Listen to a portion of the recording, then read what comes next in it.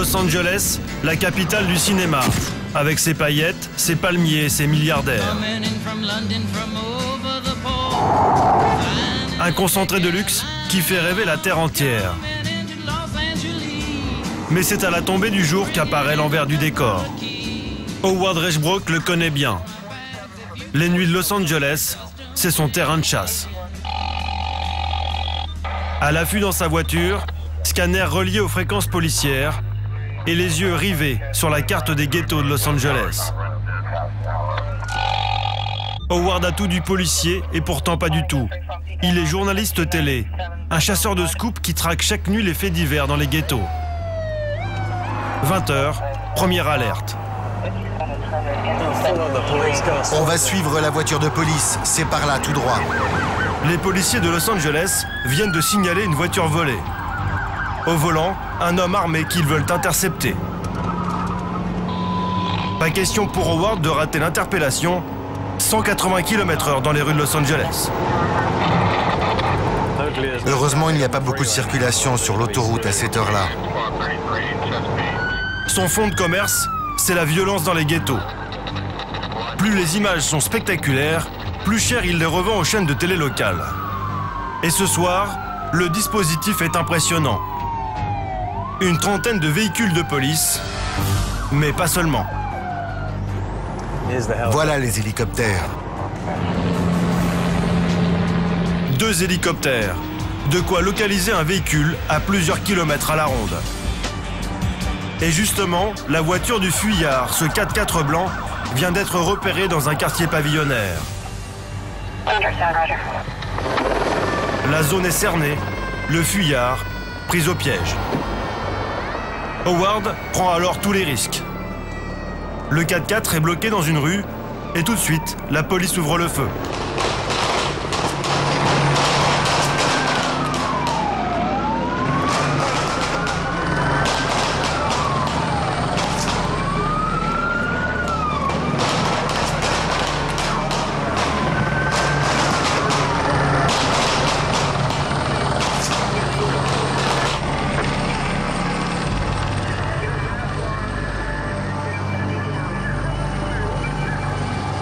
« 120 cartouches tirées en moins d'une minute. Le suspect est extirpé du 4x4, 4 balles dans le corps, mais vivant.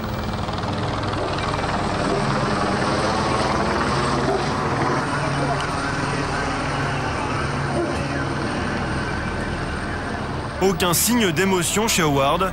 Le journaliste a l'habitude. Ici, c'est presque une scène banale.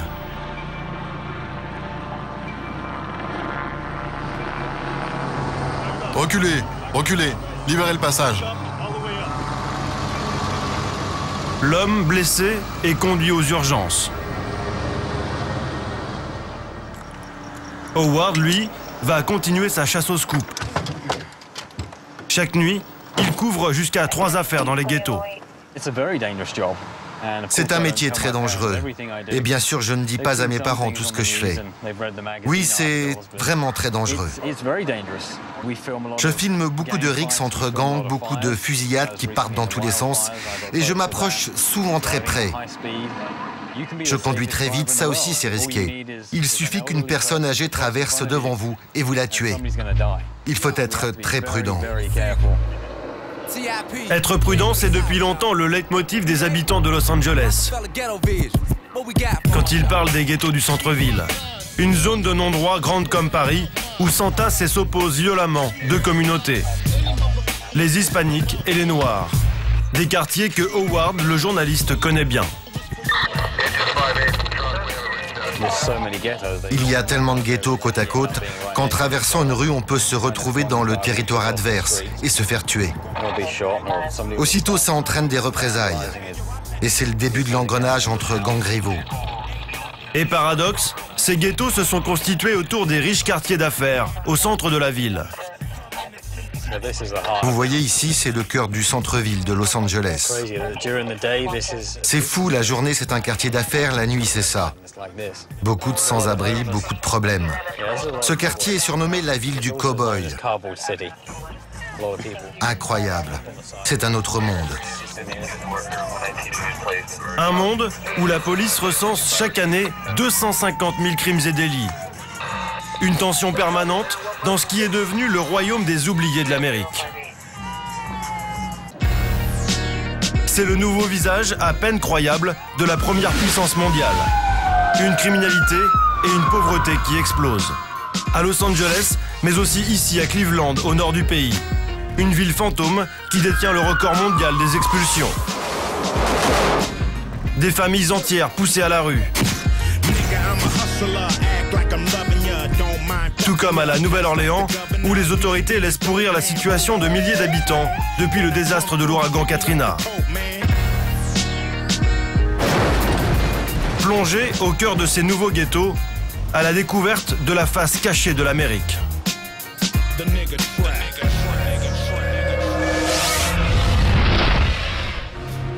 Sur les rives du Mississippi, la Nouvelle-Orléans. Une ville coupée en deux. D'un côté, le centre-ville, avec son décor de cartes postales, ses maisons coloniales et son tramway d'époque. Ceux qui vivent ici sont majoritairement riches et blancs, descendants des premiers immigrants français et européens en Louisiane. Les Noirs, eux, croupissent de l'autre côté du pont qui enjambe le Mississippi, dans une zone interdite au public. Voici le 9e district. Le quartier est de Robert Greene, 52 ans. Ce père de famille était conseiller financier. Une vie brisée il y a 2 ans par l'ouragan Katrina. Au bout de la rue, là, c'était la maison d'une amie d'enfance. C'était le 29 août 2005. Un cyclone d'une rare violence s'abat sur la Louisiane. 80% de la ville inondée, 250 000 personnes évacuées.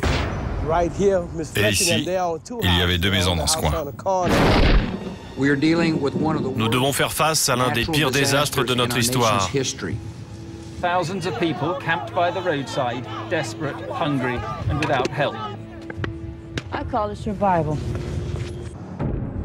Nous avons perdu beaucoup de proches. À chaque coin de rue, il y avait la maison d'un ami, vous savez. Plus de 1500 morts et des milliers de blessés. Essentiellement parmi les Noirs les plus pauvres, leurs petites maisons en bois bon marché ont été les premières englouties. Comme d'autres, celle de Robert Greene a été rayée de la carte. Ma maison était juste ici. Il reste quelques pierres de la fondation. Là, c'était la porte de derrière.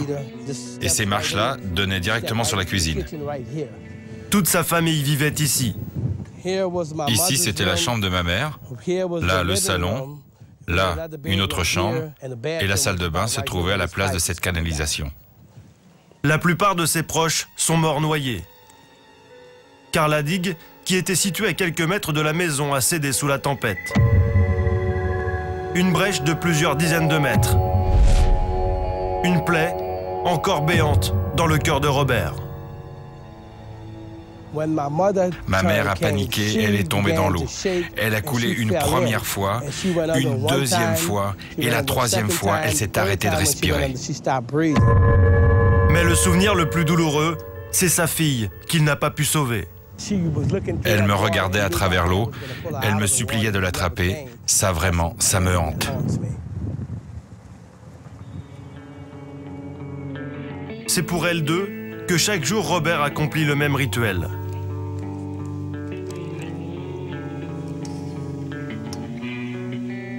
Un drapeau hissé sur tout ce qui lui reste.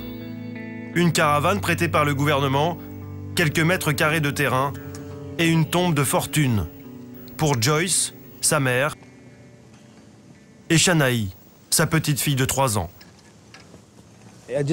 Je suis fier quand les gens s'arrêtent pour prendre une photo du drapeau et de la tombe. C'est ma façon à moi de rappeler que ma mère et ma fille ont vécu ici, qu'elles sont toujours dans mon cœur et qu'elles me manquent. Victime et rescapé de Katrina, semble bien avoir été oublié par l'Amérique. Robert n'a touché aucune aide.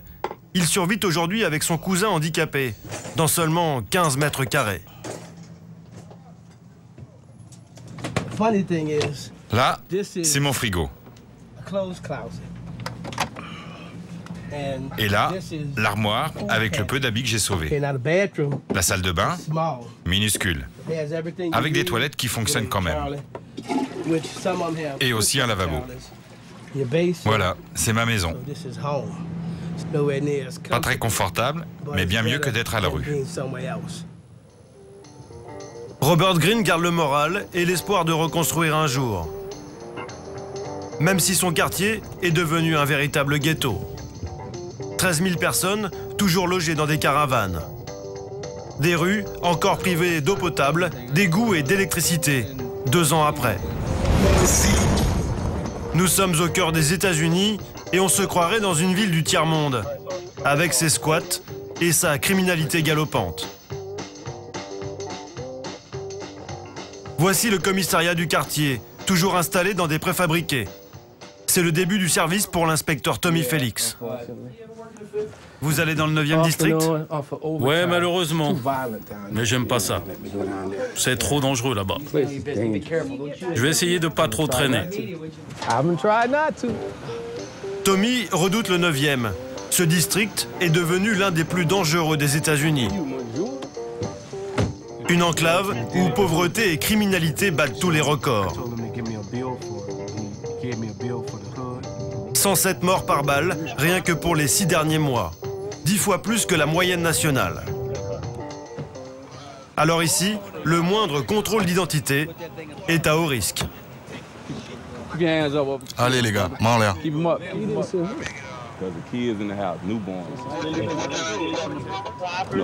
Tommy est l'un des rares policiers à ne pas baisser les bras.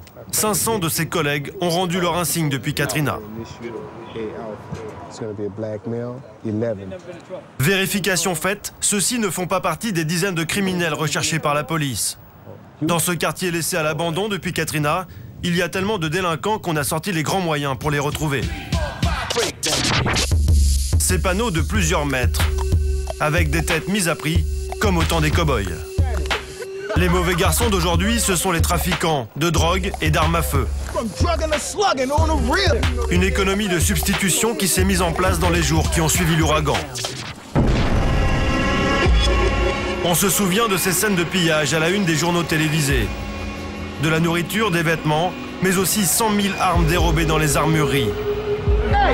Des scènes dignes du Far West que n'ont jamais réussi à enrayer l'état d'urgence et les 30 000 soldats de la garde nationale déployés en Louisiane. Aujourd'hui, Tommy a pris le relais de l'armée. Il y a quelqu'un ici. Il a une piste pour arrêter des trafiquants. Approche mon pote, viens vers la porte. Montre-moi tes mains, tes putains de mains, je t'ai dit. À genoux. Putain, il y en a qui s'enfuient par la porte de derrière. Après quelques minutes de course-poursuite, Tommy a rattrapé les fuyards.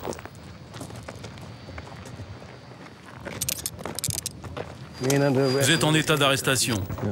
Un homme et une jeune fille visiblement droguée. Tu vas pas nous compliquer la tâche, hein, d'accord? Oui, je vais vous dire toute la vérité. On s'est bien compris? Oui. Résultat de l'opération, 6 jeunes qui squattaient une maison abandonnée sont pris en flagrant délit. What are you at, 9th Ward on your right hand? And what else you got?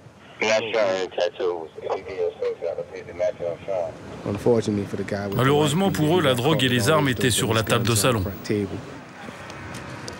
Voici le butin de l'opération, rapporté aussitôt au commissariat. Ouais, un 9 mm. C'est dingue. 2 revolvers, mais aussi toute la panoplie du parfait dealer.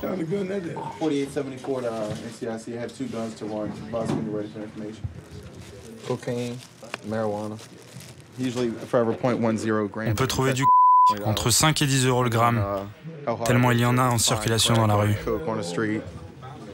Et depuis Katrina, de nouvelles drogues inondent le nouveau ghetto du 9e district. Des milliers de pilules comme celle-ci, avec autant de substances chimiques nocives. Même les spécialistes des stupéfiants ont besoin d'un tableau pour s'y retrouver. Ça, c'est de la... J'ai 3 enfants et une femme à nourrir. C'est pour faire vivre ma famille que je vends de la drogue. À peine le temps de souffler et il faut repartir. Faute d'effectifs, Tommy et son coéquipier travaillent presque jour et nuit, avec une seule journée de repos. Un sacrifice qui ne suffira pas à enrayer l'explosion de criminalité selon ces policiers.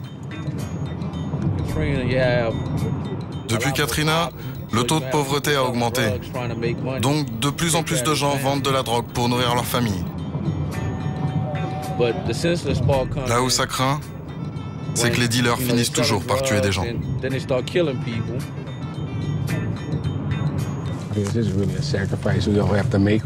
Malgré tous nos sacrifices, on a perdu la ville. J'espère qu'un jour, on réussira à la sauver. De l'autre côté du pont, les Blancs de la Nouvelle-Orléans, eux, n'ont pas du tout envie de perdre leur quartier du centre-ville. C'est le cas de Sean, 37 ans, un restaurateur texan installé en Louisiane depuis 1995. Les faits divers du quartier noir, il déteste. Il y a très peu de crimes commis par les Blancs. En général, ça se passe entre Noirs.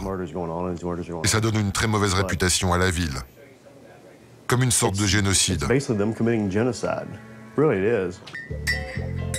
L'Amérique de Sean, c'est celle des maisons cossues aux pelouses bien entretenues et qui bat fièrement pavillon républicain.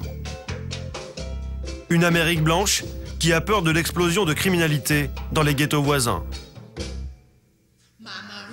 Alors pour se rassurer, Sean porte ce qu'il faut à la ceinture. Un calibre 38 avec lequel il s'entraîne dur 3 fois par semaine.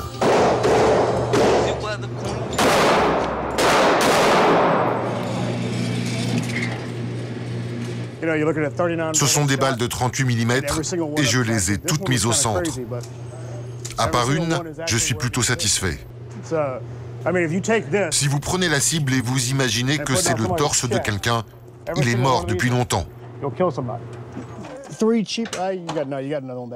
Pour aujourd'hui, 200 cartouches achetées à l'armurerie. Je ne dépense jamais moins de 180 €. Sean n'est pas un tireur isolé. Les ventes d'armes ont augmenté de 400% depuis Katrina. Le patron de cette armurerie a doublé son chiffre d'affaires. Notamment grâce aux ventes records de ce modèle pour débutants. Pour la protection personnelle, voici l'arme la plus simple à utiliser et la plus fiable. On peut la mettre entre toutes les mains, même les moins expérimentés. Difficile de faire une gaffe avec ce modèle. Ça s'enraye jamais. C'est simple. Tu charges, tu fermes et tu vises.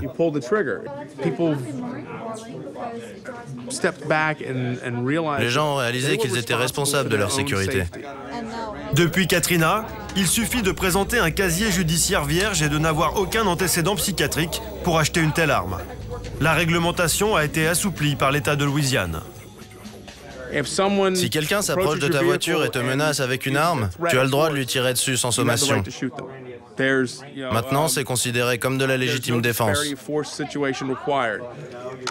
Se sentant soutenu par les autorités, Sean a décidé de compléter sa panoplie avec ce fusil d'assaut. Et il n'hésiterait pas une seconde à s'en servir en cas d'agression.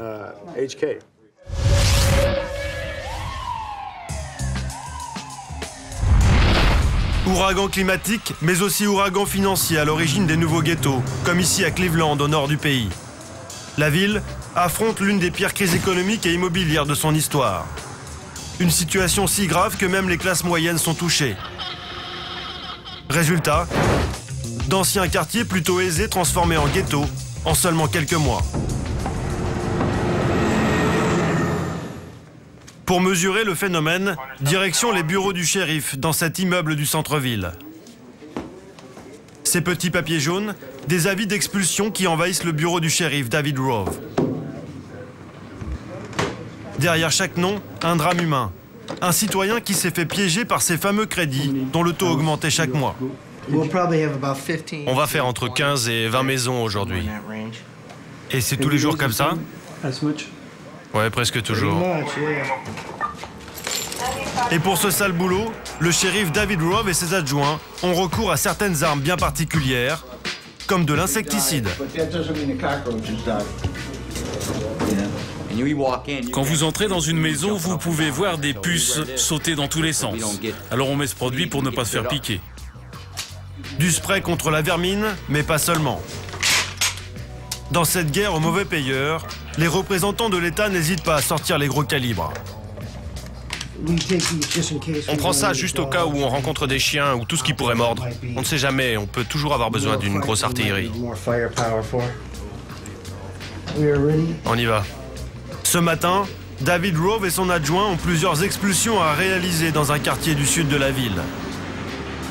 Direction Slavic Village, une banlieue typique de la middle class américaine en pleine déchéance. Une classe moyenne qui paye cash, des années de vie à crédit. Une maison sur 10 a déjà été saisie ici. Portes et fenêtres murées pour empêcher les squats et le vandalisme. C'est cette maison juste là avec une citrouille devant la porte. Le shérif a fait venir un camion de déménagement sur place. Il a aussi convoqué un serrurier. Ils sont en force et pourtant, comme à chaque intervention, c'est la montée d'adrénaline. Bureau du shérif.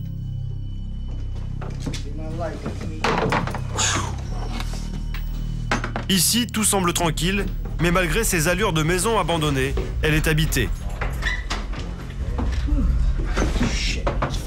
Oh la vache, c'est tout frais. C'est vraiment très frais. On pense qu'ils ont dû partir précipitamment. On vient juste de les manquer.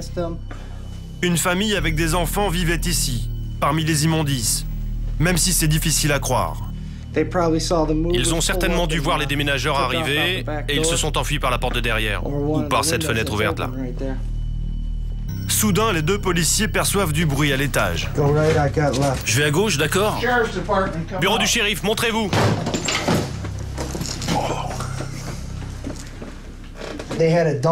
Ils avaient des chiens ici, regardez comme ils les traitent. En fait, le bruit vient de la porte d'à côté. On dirait qu'il y a de l'eau qui coule. Elle est verrouillée. Ils ont le serrurier sous la main, alors aucune hésitation. Police, ouvrez!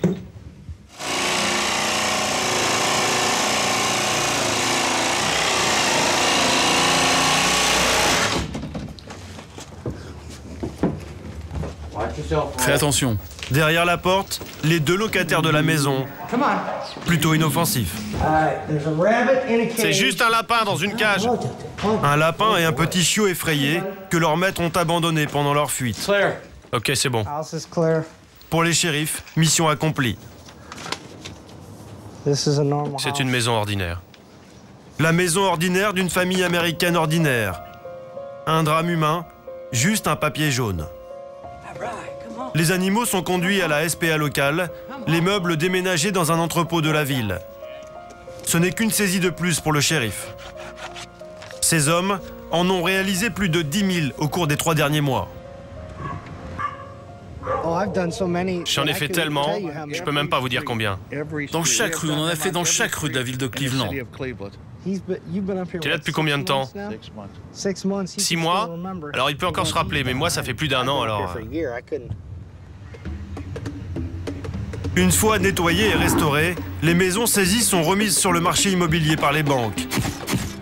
Des quartiers entiers à vendre.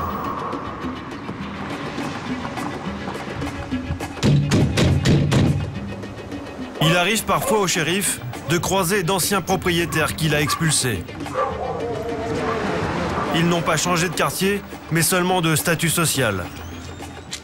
Désormais, ce sont des sans-abri. Aucun quartier n'est épargné, même les plus chics de la ville, comme Cleveland Heights.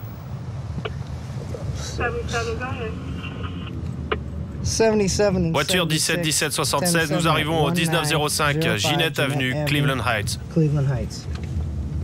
C'est au tour de cette maison d'être saisie. Le propriétaire est toujours là, c'est cet homme en short. Dans quelques minutes, il devra vider définitivement les lieux. Ses voisins sont venus le soutenir, car cela fait 35 ans qu'il habite ici. Il s'appelle Larry Robertson, il a 58 ans. Larry Robertson. Bonjour, monsieur Robertson. On a des déménageurs ici, ils vont vous aider. Vous avez droit à un garde-meuble gratuit pendant un mois, d'accord? Vous ne pourrez plus jamais revenir ici, mais vous êtes libre de prendre tout ce que vous voulez. Avec lui, pas besoin de sortir les armes.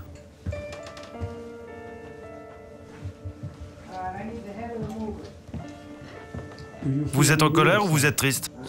Triste, oui. J'ai tout bricolé de la cave au grenier, là. Ouais. L'histoire de Larry, c'est celle d'un cauchemar américain. J'ai vécu une période très dure, ouais. Et j'ai même pas eu assez d'argent pour soigner mes dents. Vous allez voir les photos. Ma mère en est bouleversée. Elle a dépensé des milliers de dollars pour être sûre que ses enfants aient de belles dents. Et venez voir.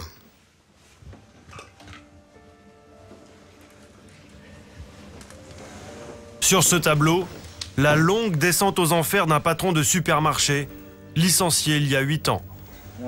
Là, c'est moi, là. Jeune homme en 1970, et puis je suis devenu directeur de magasin en 72.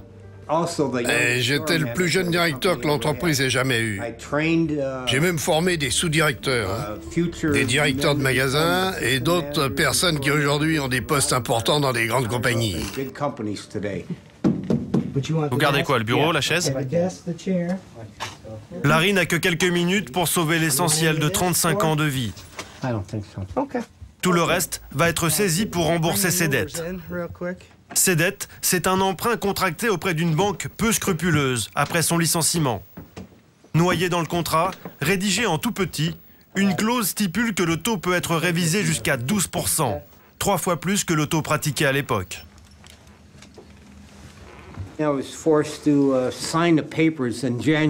J'ai signé sans réfléchir. C'était en janvier, là, il faisait très sombre, il y avait un tas de paperasse. Signer quoi? Signer cet emprunt, il faisait noir, sur un parking d'une clinique de Cleveland. Au départ, c'était correct, oui, avec des intérêts à 7%. Mais très vite, c'est passé à 12%. Cette petite clause, un cadeau empoisonné pour Larry et des millions d'Américains qui ont tout perdu. Ce qui serait considéré comme un abus bancaire en France est parfaitement légal aux États-Unis. Larry et les autres sont donc priés de faire leur bagage. Pendant que les meubles de Larry sont chargés dans le camion de déménagement, les voisins se demandent qui sera le prochain sur la liste. Entre tristesse et écœurement. J'ai été son voisin pendant 30 ans. Vous êtes triste? Ah oui, c'est triste. C'était un si bon voisin. C'est un être merveilleux. Il vous donnerait sa chemise si vous en aviez besoin. Oh mon Dieu, oui.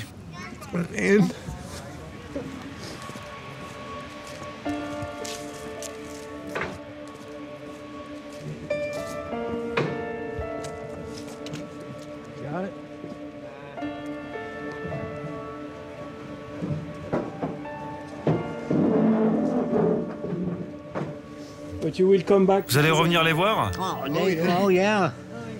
Il est obligé. J'ai encore des affaires à lui dans mon garage. On est avec toi. On espère que tu vas revenir, Larry.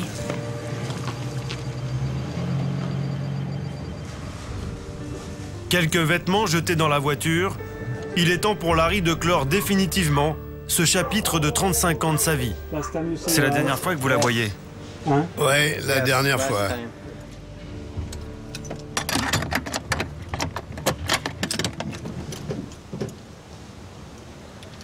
Tellement de souvenirs.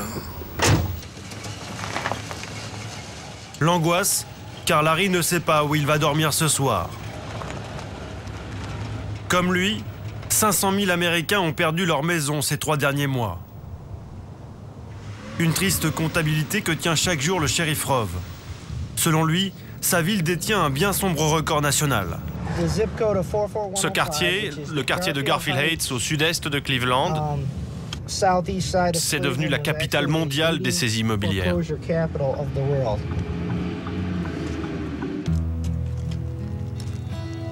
Le lendemain matin, nous retrouvons Larry Robertson sur un parking à quelques kilomètres de son ancienne maison. Cette nuit, pour la première fois de sa vie, il a dormi dans sa voiture. Une honte pour ce vétéran qui s'est toujours efforcé d'être un bon Américain. Personne pour vous aider? Je suis tout seul, là.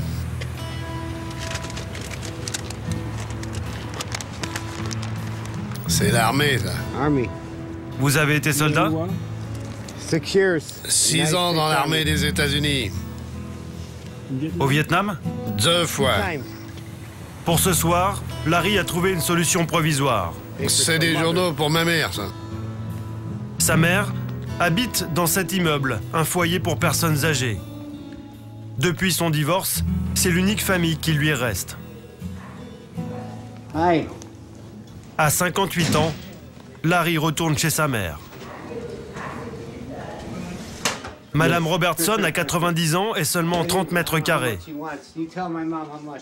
Une petite surface que cette infirmière à la retraite accepte de partager avec son fils pour qu'il ne dorme pas dehors ce soir. Il a perdu son boulot, et sa pension, sa sécurité sociale, ses dents, et il ne peut plus aller chez le dentiste maintenant. Très dur. Ce soir, c'est ici qu'il va dormir.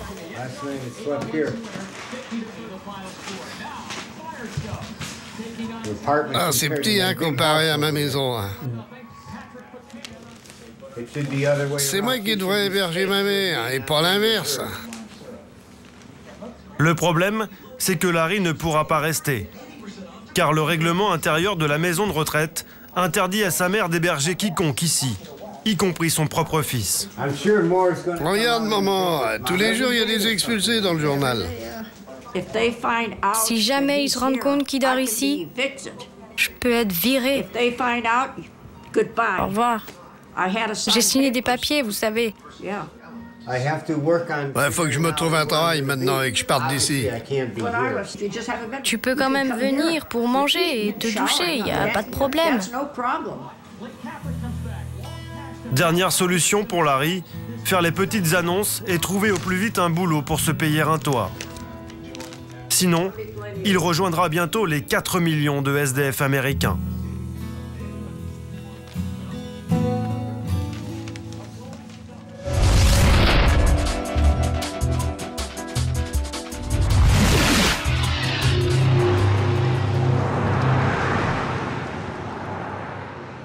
Retour à la Nouvelle-Orléans, dans le nouveau ghetto du 9e district. Nous retrouvons Robert Greene et son quartier aux allures de décor pour un film sur la fin du monde.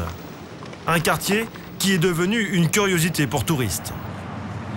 Tiens, c'est notre groupe. Un groupe de touristes très particulier. Hey, comment ça va?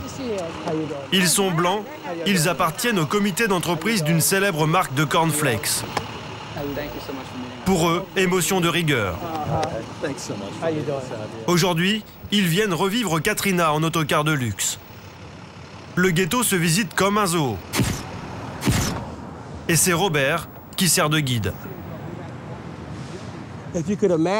Essayez d'imaginer qu'il y avait là-bas, sur cet arbre, un homme qui s'agrippait à une branche de toutes ses forces pour sauver sa peau. Il y avait 8 mètres d'eau ici. Et comme vous pouvez le voir, toutes les maisons ont été emportées. Depuis 2 ans, Robert assure les visites pour quelques dollars. L'ex-conseiller financier n'a rien trouvé d'autre pour survivre. Il y avait de l'eau là, dans cette rue en bas? Oui, dans toute la rue. Ces branches là-bas auraient pu arrêter les maisons qui flottaient. Mais les maisons sont passées juste à côté. Là-bas, c'est la maison d'un voisin avec sa fille. Je suis une sorte d'ambassadeur du 9e district. Je prends beaucoup de temps pour parler à des groupes de touristes et à des groupes d'écoliers. C'est très important qu'ils sachent ce qui s'est vraiment passé ici. L'excursion macabre s'achève toujours devant la caravane de Robert. Ça, c'est le drapeau pour ma fille et ma mère. Une dernière photo de la tombe et du drapeau. Et il est déjà l'heure de remonter dans les bus climatisés. Misha, thank you.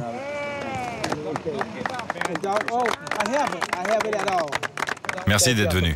Vous êtes vraiment courageux, que Dieu vous bénisse. On va essayer de se battre. Malgré la honte, Robert Greene veut croire qu'il appartient toujours à cette Amérique qui s'en va sous ses yeux. Je ne pense pas que ça soit un ghetto ici, car c'est là que j'habite et je n'habite pas dans un ghetto. Mais pour les cas de touristes qui veulent du ghetto, c'est ici qu'ils viennent. Et pour les Blancs qui ont une mentalité de raciste, oui, c'est un ghetto. Mais tous les Blancs ne pensent pas comme ça. Comme un symbole, ces naufragés du 9e district de la Nouvelle-Orléans. Une plaie ouverte qui ne cicatrise pas, comme un furoncle sur le visage radieux de l'Amérique.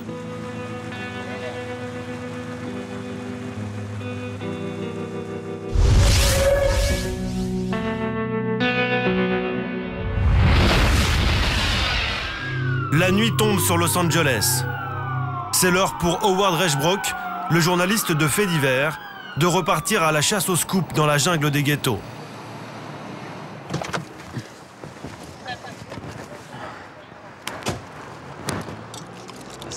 C'est un gros moteur. Elle consomme beaucoup d'essence. Et du carburant, il va lui en falloir. En une seule nuit, il peut parcourir jusqu'à 400 km. J'adore travailler la nuit. Généralement, les meurtres sont commis la nuit. Il n'y a pas beaucoup de gens dehors, vous pouvez conduire plus vite. Je m'éclate. Je suis un oiseau de nuit, moi. Le plein est fait, la radio branchée sur les fréquences policières. Et le premier message d'alerte tombe. Il y a eu un crime, ça a l'air important. Il faut que je fonce. Un crime de l'autre côté de la ville, pas de temps à perdre. Son but est d'arriver avant les secours pour être libre de filmer à sa guise. L'univers du ghetto, ses crimes, ses suicides, ses accidents, c'est son quotidien, son adrénaline. Une zone de non-droit où il a été l'acteur de scènes qui ne peuvent se passer qu'ici. Comme celle-ci, qui hante encore son souvenir. Août 2007, une voiture vient de heurter un muret de sécurité sur cette autoroute à 6 voies. Comme d'habitude, Howard est là, aux premières loges. Des voitures qui défilent à plus de 100 km/h. Mais le conducteur n'hésite pas. Il slalome.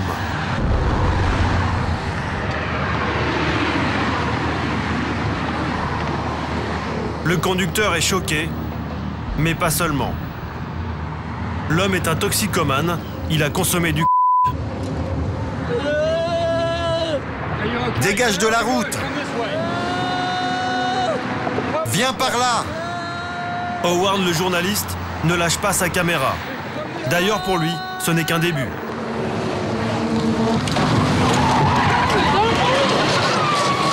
Une voiture vient de heurter l'épave accidentée.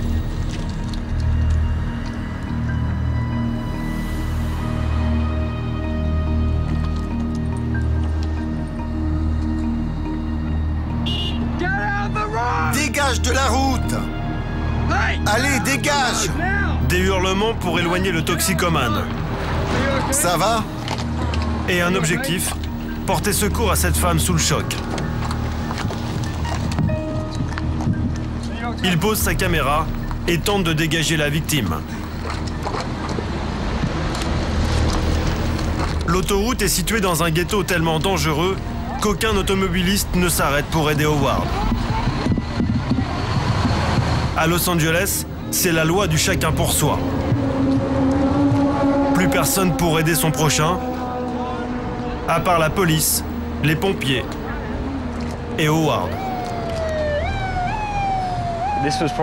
C'est l'un de mes souvenirs les plus forts. Et je fais ce métier depuis 11 ans. Une soirée de dingue. J'ai vraiment failli y passer. Finalement, la conductrice s'en sortira. Retour au présent. Ce soir, Howard fonce sur un scoop d'un autre genre. Une scène de crime dans un ghetto du nord de la ville. Il y a tellement d'aventures différentes. J'adore. Ça me donne l'énergie pour ne dormir que 3 heures par nuit. J'ai besoin de cette adrénaline. Je ne pourrai jamais bosser dans un bureau de 9h à 17h. Reste à trouver maintenant la bonne rue, la bonne adresse.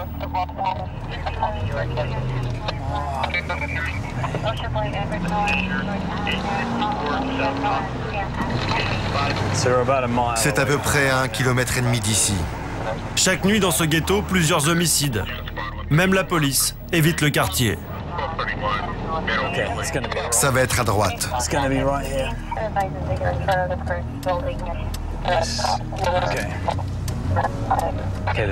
Il y a une victime à terre devant la station-service.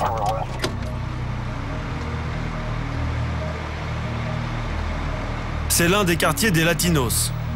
Au sol, un homme de race noire, criblé de balles.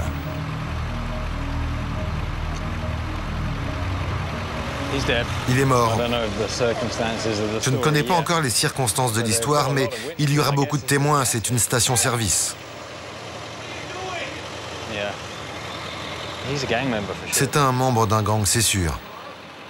Une victime de plus dans la guerre que se livrent hispaniques et communautés noires pour dominer le ghetto. Un meurtre parmi d'autres, ici non plus, ni attroupement, ni mouvement de foule. Il n'y a guère que Howard et la police pour s'intéresser à la scène.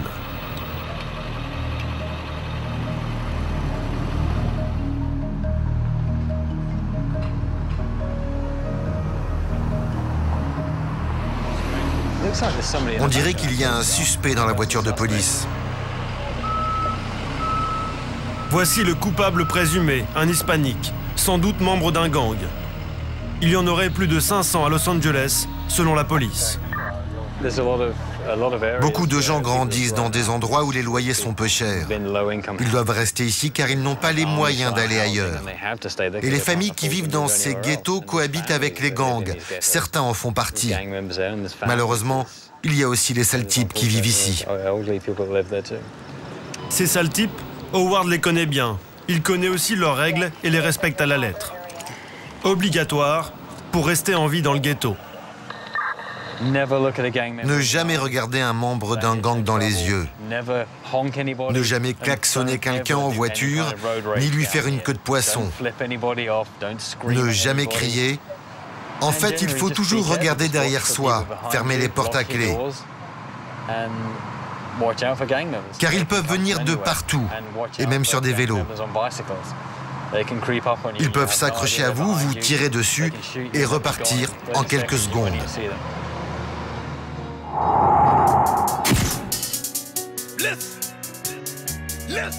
C'est la guerre des gangs qui fait exploser les chiffres de la violence à Los Angeles. Pas moins de 900 viols et 500 meurtres l'an dernier. Les autorités s'inquiètent de cette situation qui fait chaque année des victimes innocentes.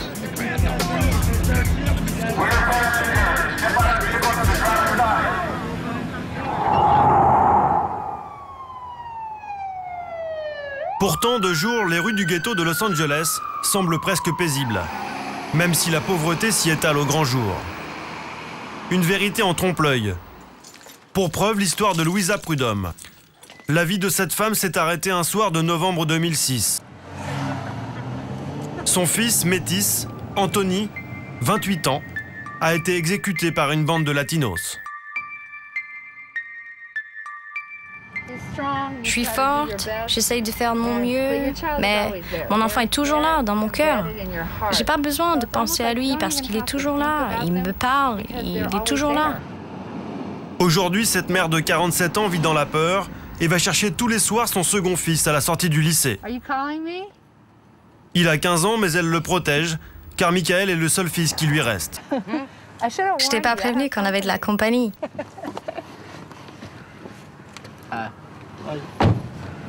Difficile d'expliquer à Michael que son frère est mort sans raison, simplement victime de sa couleur de peau et des caïds du ghetto. Il dormait et puis ils lui ont mis un oreiller sur la tête, hein? C'est ça? Ils ont cassé la porte, ça l'a réveillé parce qu'il dormait. Ah oui, il était au lit et il dormait. C'était un garçon innocent, il n'était pas armé. Ce sont des lâches. Ils ont forcé la porte et ils sont entrés. Ils ont tué un innocent. Et qui peut faire une chose pareille? Depuis le drame, Louisa a investi toutes ses économies pour déménager dans ce pavillon, loin du ghetto. Malgré tout, elle est toujours inquiète. Je suis pas effrayée, mais voyez ce que je veux dire. Filmez pas devant la maison.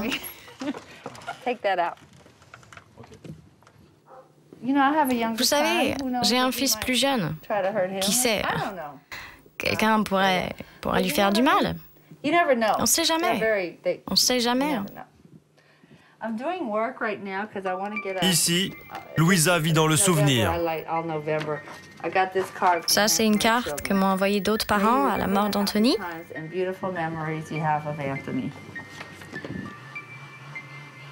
Là, c'est Anthony à son diplôme de lycée et là, quand il était bébé. J'adore ces deux photos. Et là, c'est lui petit, à 2 ans.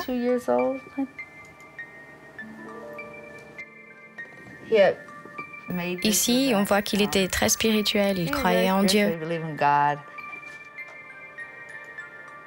Impossible pour elle d'accepter le drame. Alors, dans cette nouvelle maison, elle a recréé l'univers de son fils disparu et conservé toutes ses affaires. Ça, c'est toujours disposé comme il l'avait fait. Et j'ai conservé ces anciens CD là, comme ça, pour les montrer. Je suis toujours en colère, mais bon. C'est des stupidités, tout ça, parce qu'il y a des gens sur Terre qui tuent d'autres gens. Et pour rien. Aujourd'hui, elle ne retourne jamais dans le ghetto où elle vivait, sauf une fois par mois comme aujourd'hui. Un quartier latinos qui porte partout la marque des gangs. Vous voyez là, 43, c'est la marque d'un gang. Ils marquent leur territoire comme les chiens. Un quartier où s'affrontent depuis des années plusieurs bandes rivales sur fond de rap.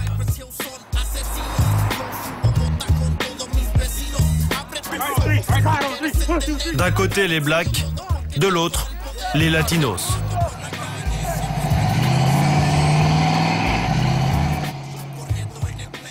Pour Louisa, direction son ancienne maison.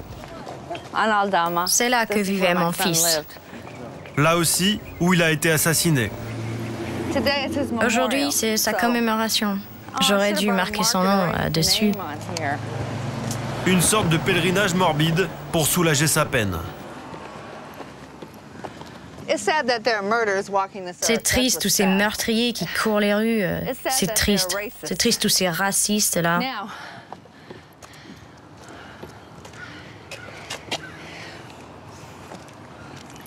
Tiens, ça cette porte. Je laisse ici les fleurs pour Anthony. Notre ancienne maison est juste derrière là. Ne filme pas l'adresse là. On est le 27 novembre aujourd'hui. Il doit fêter son anniversaire au paradis. Bon, venez, je vais vous montrer par là. Le scénario du crime, elle le repasse en boucle dans sa tête, comme si elle pouvait encore réécrire l'histoire. Vous voyez, il y a 2 bâtiments proches là. Les gars sont passés par ce toit pour atteindre la chambre de mon fils. Vous voyez? Les nouveaux propriétaires ont pris leurs précautions. Il y a des gangs partout à Los Angeles. Partout. Vous pouvez avoir une famille qui vit dans un beau quartier. Et pourtant, l'un des fils appartient à un gang. Les gangs sont partout.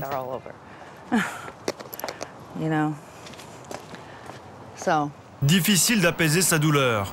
Alors, une fois par semaine, Louisa participe à un groupe de parole. Elle retrouve des mères de famille qui, comme elle, ont toutes perdu un enfant dans l'enfer du ghetto. Mon fils s'appelait Carl Gibson Smith et il avait 19 ans quand il a été tué. Mon fils a été tué le 1er janvier 2005. Il avait 26 ans. Le meurtre de mon fils n'a toujours pas été résolu. Le mien avait 19 ans quand il a été tué. Une thérapie de groupe pour cette quinzaine de mères qui ont toutes vécu le même drame. Des mamans, naufragées de la vie, qui se rassemblent pour exorciser leur douleur.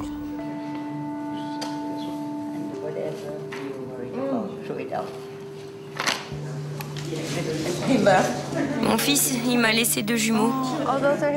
Voilà mes 2 petits-enfants. C'est dur pour moi. Moi aussi, j'ai des photos d'Anthony. Quand je les regarde, c'est comme s'il me disait bonjour. Quelle belle famille, regardez. C'est la dernière image que j'ai de mon bébé. Et je peux pas la sortir de ma tête. C'est horrible.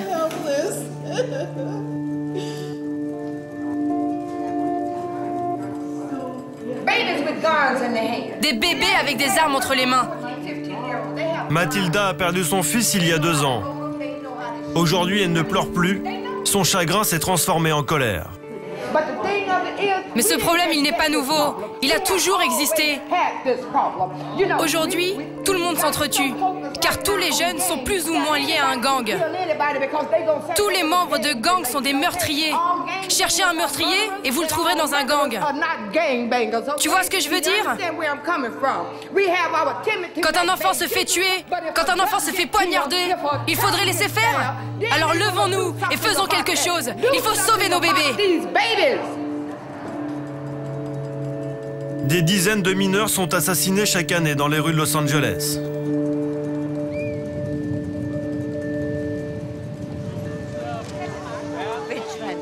Ce matin, Louisa célèbre l'anniversaire de son fils défunt. Ses cendres ont été dispersées en mer. Aujourd'hui, pas de larmes, mais une volonté. Ne jamais perdre la mémoire de son fils et de ceux que l'Amérique a oubliés. Nous t'aimons, Anthony. Love you.